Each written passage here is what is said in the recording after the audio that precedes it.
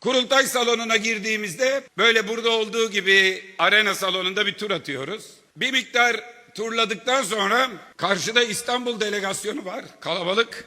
Özgür Başkan gösterdi, dedi ki başkanım işte İstanbul orada dedi. Hakikaten İstanbul belki 800 kişiyle salonda büyük bir destek veriyor.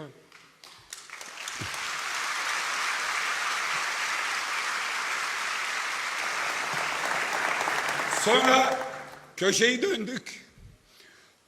Orada 2500 kişiyle Manisa vardı, siz vardınız.